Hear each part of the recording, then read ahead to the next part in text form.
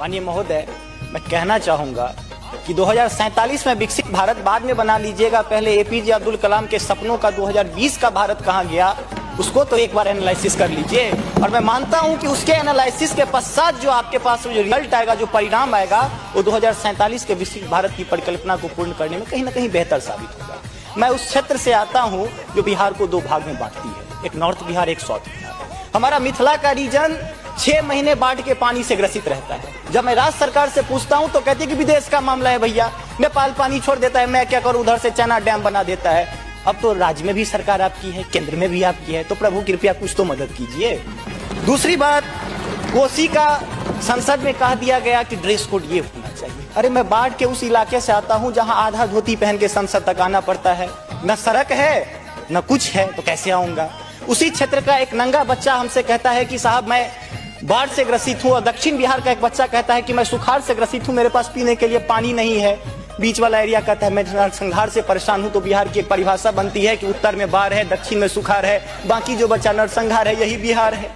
अब मैं कहां जाऊं। तीसरी बात मैं आता हूं कि आपने तो राम जी को अयोध्या में लाकर स्थापित कर दिया, जरा उनके ससुराल मिथिला पर भी ध्यान दीजिए। माँ सीता कब कब अग्नि परीक्षा देगी, उनके पुत्र हम कब कब अग्नि परीक्षा देते रहेंगे, हम पर भी तो थोड़ा ध्यान दीजिए प्रभु।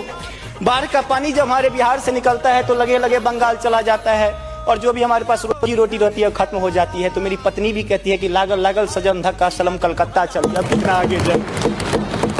आगे आते हैं, और पर्यटन की पर्याप्त संभावना है। एक बार आप कृपा करके देखिए, पर्यटन मंत्री बैठे हुए हैं, अब ताजमहल मुमताज महल की याद में बना, आपने उसको 7वां अजूबा में शामिल कर दिया। अरे हमारे यहाँ गया में दशरथ मांझी छेनी लेके पूरा पहाड़ तोड़ दिए, इससे बड़ी और क्या बात हो सकती है। उसको पर्यटन के लिए रखिए। और ये जो भूखमरी, बेरोजगारी, अशिक्षित राज्य की जो हम पर वो जो पीठ पर धो रहे हैं, वो हमको इसी तरह की कविता याद दिलाती है कि तू सिंह मारती गैसी, मैं कोने में दुबका बैल प्रिय, मैं पीपल सा सीधा साधा, तू मुझ पे लटकी चुड़ैल प्रिय।